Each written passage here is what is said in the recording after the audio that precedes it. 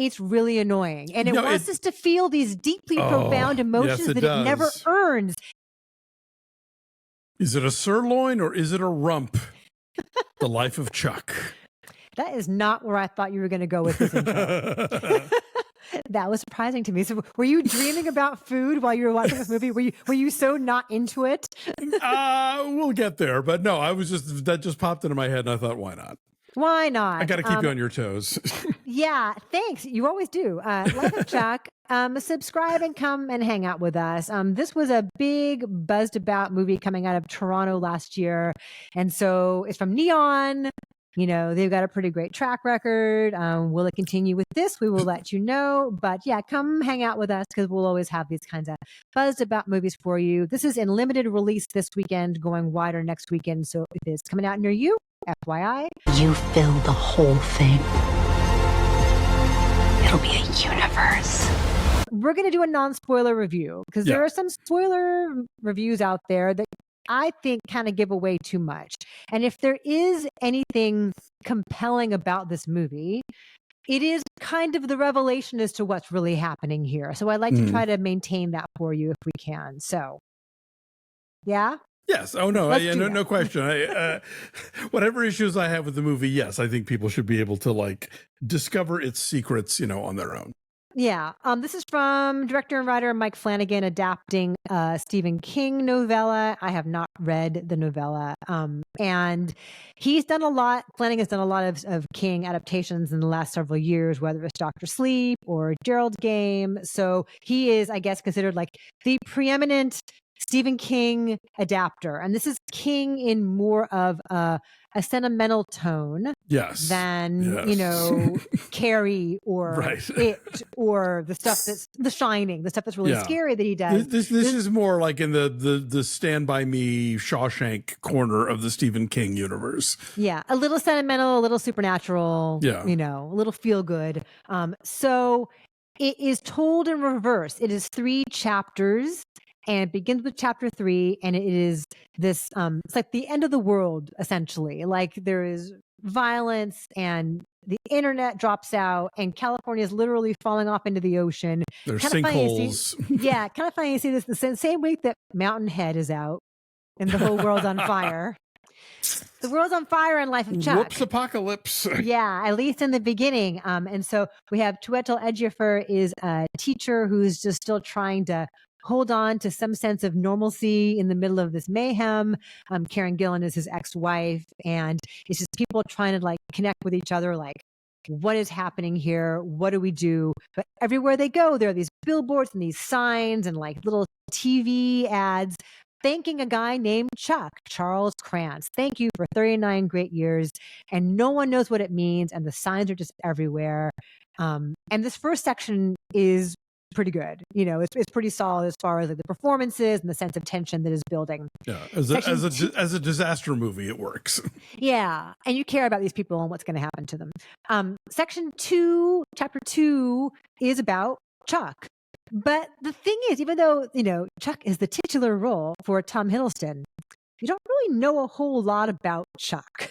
For a movie that's about this guy, the Tom Hiddleston depiction of him, at least, you don't really learn a whole lot about him. He is a mild-mannered accountant, and one day he is on a business trip and bursts into a dance routine in the middle of this square and pulls a partner in.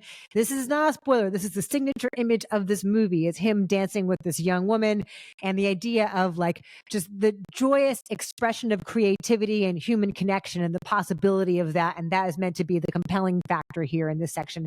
Nick Offerman tells us all of that in case we couldn't figure it out for ourselves. I enjoy Nick Offerman as a narrator. I enjoy him doing voice work.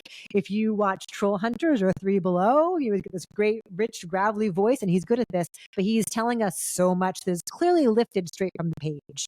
Yeah, and he does it in a way that is so unctuous. I don't know what the word here is. It's just so it's just so cute, almost the way he describes everything, and it's just stop. Yeah, I'm with you. I think he's great. I'm a big fan of his, but he has been directed to be so It's gooey. Yes, as a narrator, that was just part of what put me off of this film. Yes. I love this dance number. Mandy Moore choreographed this dance number. This, to me, is the highlight of the movie, and I feel like it all kind of falls apart from there. Section 3 is Chuck as a little boy, and we learn more about him. But here we do get Mia Sara and Mark Hamill as young Chuck's grandma and grandpa. Mia Sara, that's who that was. Oh, she's terrific. Okay. Right. Like her, and Mark Hamill's really good in this too. Yeah. He is. Like, everyone's good in this. It's that's just, true. I find the tone of it like so overbearing, so sanctimonious, so cheesy, so hand-holding. It's really annoying. And it wants us to feel these deeply profound emotions that it never earns. It is so superficial, and then it just kind of ends. And I'm like, that's it? This movie is suffocating. And what I was thinking was, it's like life itself, but you can't make fun of it. Like Life Itself, if you remember that movie from the This Is Us Paradise guy, I would never remember his name.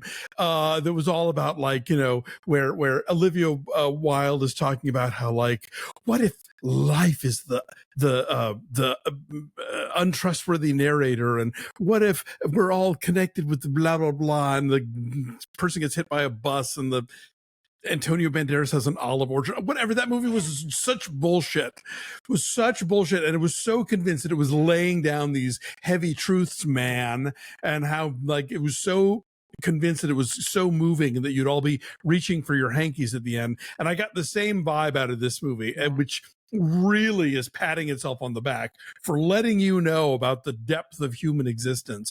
But it has nothing to say about any of that stuff. It's the kind of movie that thinks that it is being deep or revelatory because certain lines of dialogue get repeated more than once, you know, but in different contexts, you know, it's like, ooh, yeah, I kept waiting for this movie to get going because the pieces are there and the performances are there, but that fucking narration, and once everything is revealed to you, it's just sort of like, okay, you know, I can't fathom what people love about this movie. Like, I don't know what they're taking away from it that they are finding profound. Like, critics that I respect love this movie, and I don't get it. Yeah, I was with you too, because I was going into it like, what are they seeing that I'm not seeing? Like, the more it went along, and you're kind of ahead of it. Like, the revelation isn't all that revelatory. Like, it's pretty easy to figure out pretty quickly what all is happening here. And maybe the journey is the destination. Maybe we're meant to, like, be more moved by the sentimental enlightenment that people achieve because of Chuck, or, you know, or that Chuck himself achieves throughout the course of it. But it was never nearly as profound as I think it was grasping for. But again, like, some nice pieces here and there. Benjamin Pajak is young Chuck. The three different kids who play young Chuck. One is Jacob Tremblay, one is Mike Flanagan's son, and this kid who was like the middle of the three kids, I thought was pretty good. I thought like a young Spielberg hero to me. He had kind of like a winsome kind of sweetness, openness to him. And like an underdog kind of quality that you'd root for. But and before people tell me I'm dead inside, look, you can make me cry in a movie real easy if you know what you're doing. This movie just never got that from me.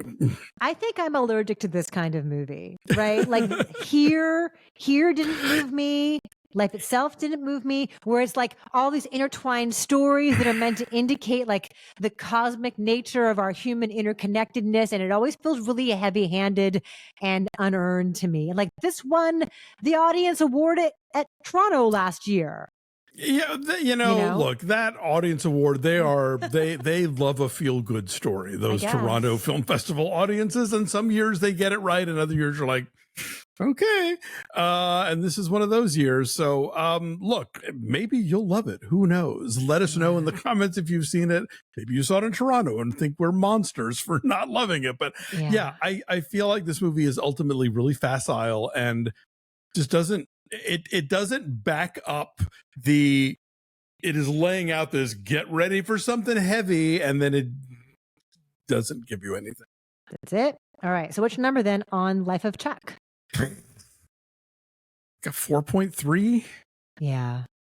Yeah, I'll say a 4 because it has some nice moments here and there and a couple of really nice performances. This is the most acting outside of the voice realm that I think Mark Hamill's ever gotten to do, and he's terrific. Yeah, he's good. Sarah's good. There are some nice moments here that they do not add up. So, Life of Chuck, will you see it? Let us know.